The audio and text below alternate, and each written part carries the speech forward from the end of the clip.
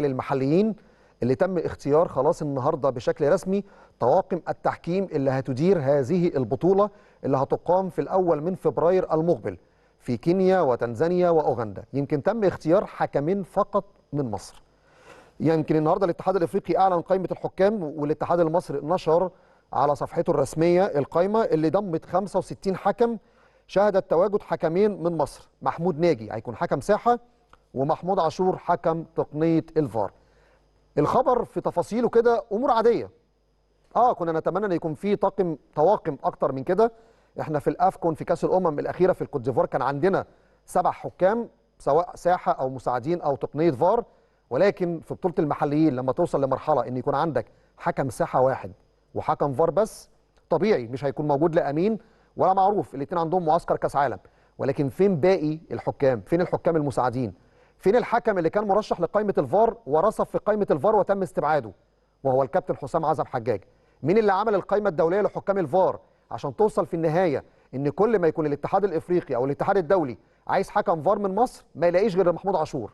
ليه؟ لان كل الحكام اللي موجودين في قائمه الفار لا تنطبق عليهم المعايير ولا الشروط، ولكن المجاملات كانت سبب رئيسي في تسجيل وقيد ما لا يقل عن 3-4 حكام، من ضمنهم استبعاد حسام عزب حجاج اللي من ساعه ما تأيد في القائمه الدوليه للسنه الثالثه لم يسافر ولم يتواجد في اي بطوله افريقيه سواء على مستوى الانديه او حتى على مستوى المنتخبات. في الحكام الخبره في قائمه الفار مش موجودين، بل بالعكس كانت في حرب عشان نستبعد الحكام الكبار. مين المسؤول عن ده؟ مين اللي هيتحاسب على ده؟ محدش عارف.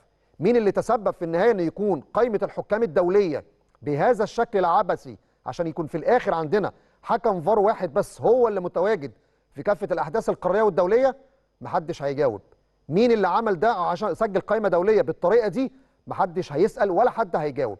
لكن في النهايه بنسجل ناس في قائمه دوليه عشان ما تسافرش حتى تلعب مباراه وديه في اي دوله قريبه من مصر، وفي النهايه 7 8 متسجلين، هو شخص واحد هو اللي بيسافر، وده اكيد الناس بتثق فيه، عنده نجاحات، عنده امكانيات كبيره، بس فين باقي القوائم؟ مفيش. طالبنا وقلنا كذا مره حكم الساحه اللي دايما مرشح للبطولات الكبيره يكون معاه شاره الفار زي شاره الملعب، يكون دولي ملعب وفار. محدش كان بيسمع لنا. النهارده كان مترشح عندك وائل فرحان، تم استبعاده بفعل فاعل عشان يخش الكابتن حسام عزب في معسكر رصف فيه وجاب فيه درجات قليله عشان ما يتمش الاستعانه بيه ويتم الاستعانه بالحكم الخبره الكابتن محمود عاشور.